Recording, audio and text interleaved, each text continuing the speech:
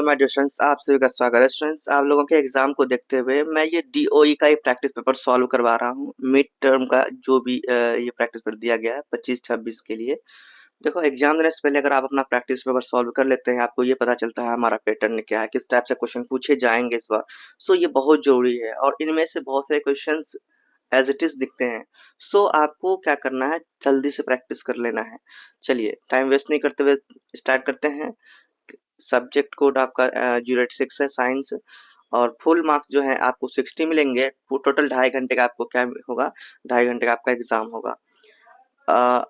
All questions are compulsory है। This question paper consist section A B C D E, है ना। E section तक मतलब 4 section में बटे हुए हैं। और यहाँ पे देखिए, सेक्शन ए में क्वेश्चन नंबर कितने, सेक्शन ए में एमसीक्यू टाइप का क्वेश्चन है। यानी कि 1 से लेकर 12 तक क्वेश्चन है सेक्शन ए में, जो 1 नंबर वाले हैं। सेक्शन बी में है 2 से 5 तक, consist for every short type का क्वेश्चन है, 2 मार्क्स का है। सेक्शन सी में आपका 3 मार्क्स का क्वेश्चन है, 6 to 8। सेक्शन डी में आपका है 9 to 11। एंड सेक्शन ई में है आपका क्वेश्चन 12 से लेकर 15 तक। अंडरस्टैंड। तो ये आपके क्वेश्चन, आपको इतने क्वेश्चन दिखेंगे। और चलिए, हम लोग टाइम वेस्ट नहीं करते हुए सेक्शन ए को स्टार्ट करते हैं। तो पहला प्रश्न क्या है स्टूडेंट्स, पहला क्वेश्चन है आपका, रीड करके आपको एमसीक्यू टाइप का क्वेश्चन देना है। पहला क्वेश्चन क्या है, which of the following is non renewable source of energy. तो non renewable source of energy, इनमें से ऑप्शन देखूं, वाटर, कॉल, सॉइल और सन। तो भाई कौन होगा, call. Call non non renewable क्या है, सोर्स ऑफ एनर्जी है। तो नेक्स्ट क्वेश्चन देखते हैं। नेक्स्ट क्वेश्चन है, the process of conversion of wood into coal is called. तो carbonisation, forestation, coal mination and refining. Right answer हो जाएगा कार्बोनाइजेशन। अंडरस्टैंड। एंड आपका नेक्स्ट क्वेश्चन है, the unwanted the unwanted plants that grow along with the crops are called. तो भाई ये आपका हो जाएगा वेट्स। ठीक है, वेट्स हो जाएगा। क्वेश्चन नंबर 4 देखिए, आपका है, which of the following is an example of rabi crop. Rabi crop के कौन एग्जांपल है, पोटैटो, ऑनियन, जूट या फिर पल्सेस। तो क्या है इसके रबी के फसल के, रबी क्रॉप के एग्जांपल। तो वो है आपके पल्सेस, ये रबी फसल है।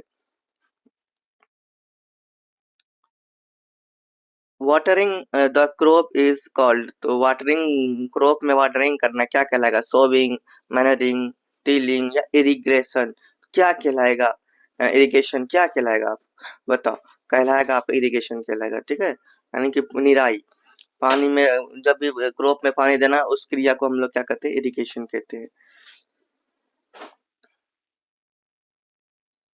The process of conversion of sugar into alcohol is called. आपका ये हो जाएगा फर्मिनेशन, है ना, फर्मिनेशन।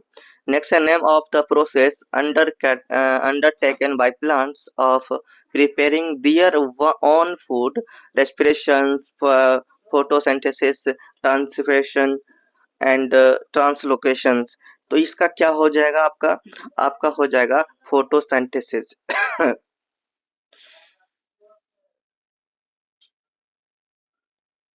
What a brick is kept, यहाँ पे 3 ब्रिक दिए हुए हैं, डिफरेंट वेज में रखे हुए हैं, shown in figure। the pressure the pressure exerted by the brick on the table will be। तो ये किस में होंगे, the pressure exerted किस में होंगे भाई, ब्रिक के द्वारा। तो वो आपके ऑप्शन में है, जो देखो, मैक्सिमम इज पोजीशन होंगे ए, मैक्सिमम पोजीशन सी, या फिर maximum is position B, equal in all cases. तो भाई किस में इक्वल होंगे, किस में क्या होंगे प्रेशर का। तो आपका सही आंसर हो जाएगा students, position A, maximum in position A.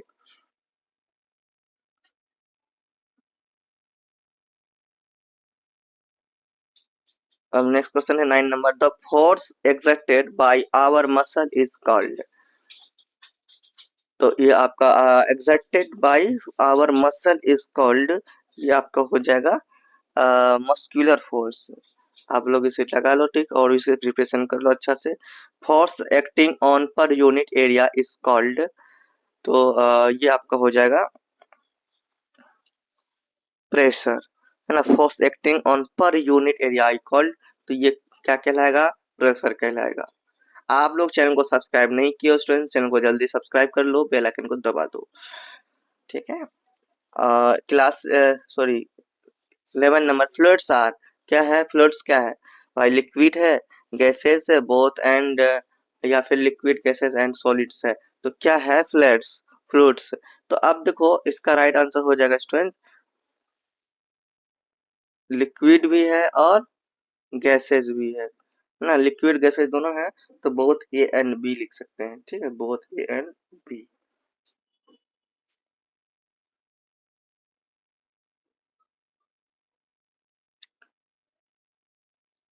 If we oil on door hanger hangs and the frictions will be, क्या होगा, इंक्रीज होगा या फिर डिक्रीज होगा या डिसिपेट ऑल टुगेदर या फिर विल रिमेन टुगेदर, तो ये आपका हो जाएगा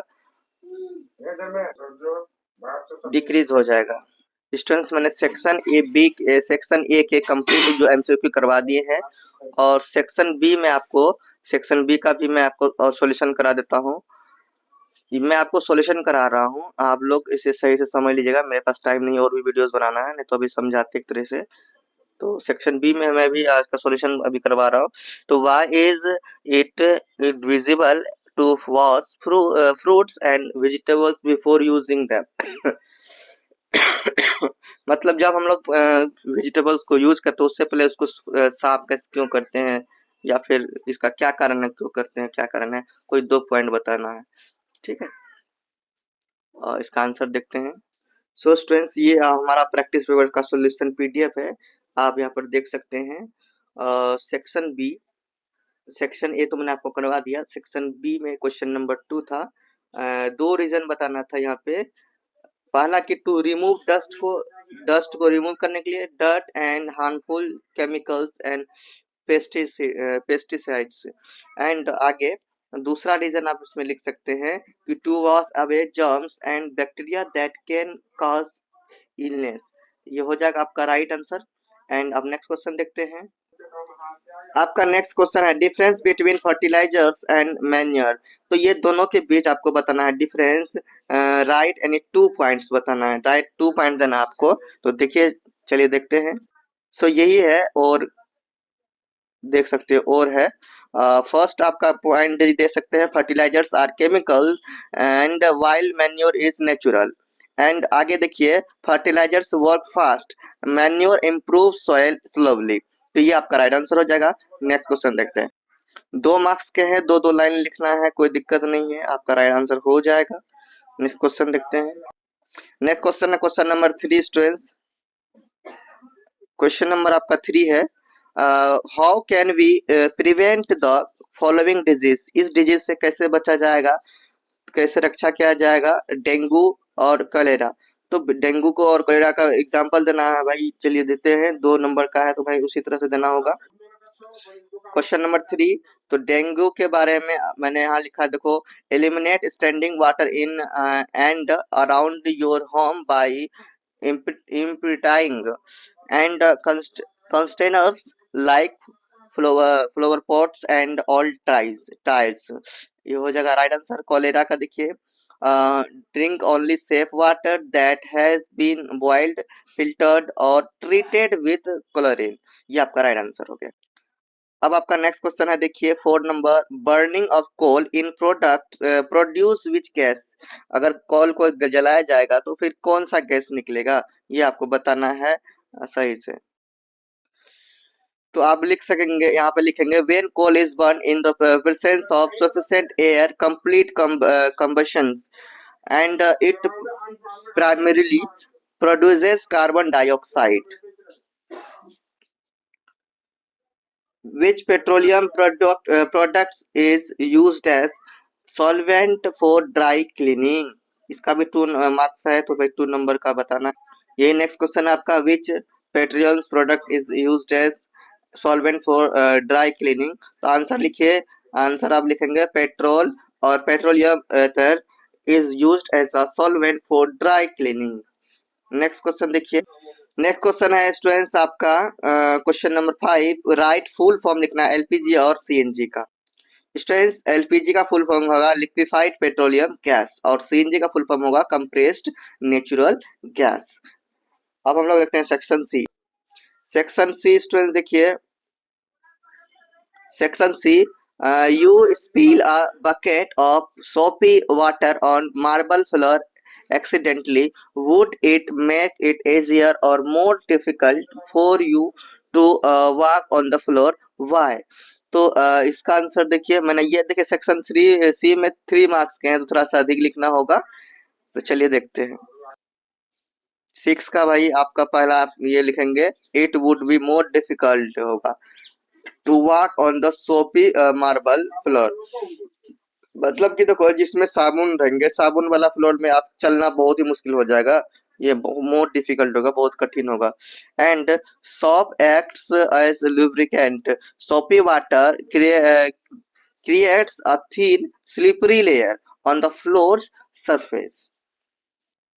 अब नेक्स्ट क्वेश्चन देखिए स्टूडेंट्स, अगर वो नहीं करेंगे तो और कर सकते हैं, और है आपका how can fractions between two surfaces be reduce, right any 3 points. तो इनके बारे में 3 पॉइंट्स आपको बताने हैं।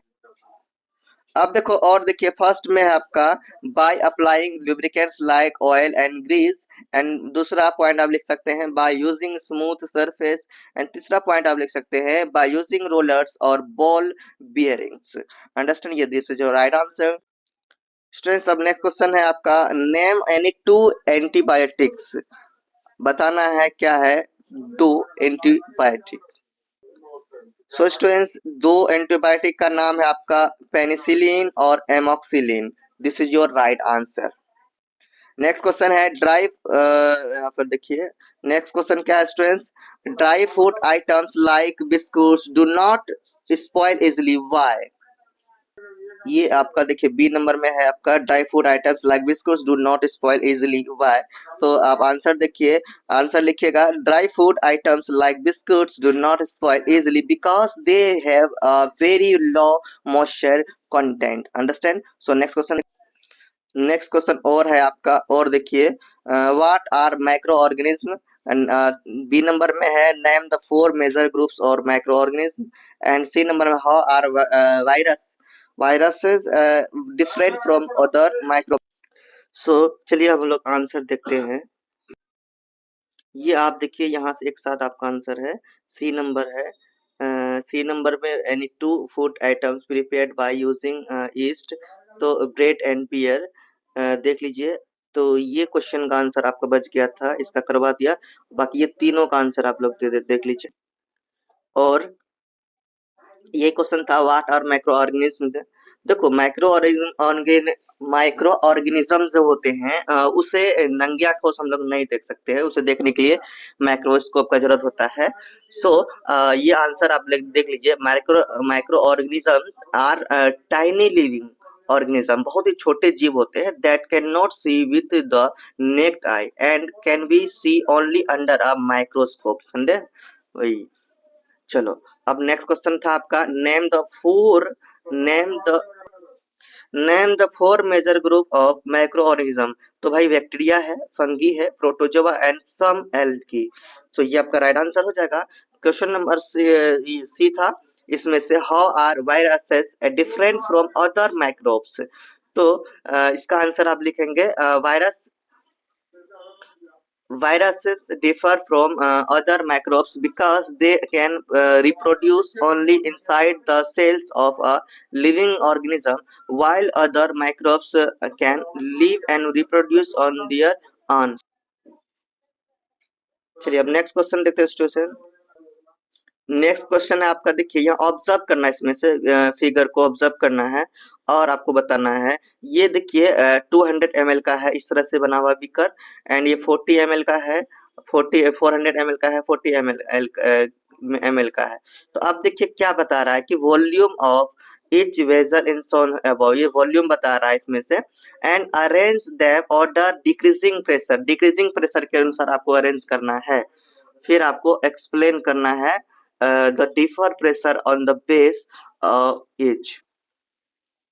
तो हमें डिक्रीजिंग फॉर्म में लिखना था, डिक्रीजिंग प्रेशर के अनुसार। तो सबसे पहले हाईली प्रेशर आपका यहाँ पे आपका आएगा बी,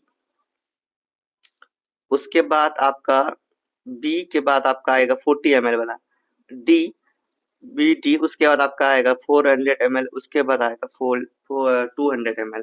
तो इस तरह से आप लिखेंगे ये डिक्रीजिंग ऑर्डर के तौर पर। And explain the reason for difference pressure base pressure at the base of this. तो ये दोनों का आंसर, तो ये आपका आंसर है। ये डिक्रीजिंग ऑर्डर पे इसी तरह लिखना है, ठीक है, डिक्रीजिंग ऑर्डर पर इसी तरह लिखना है।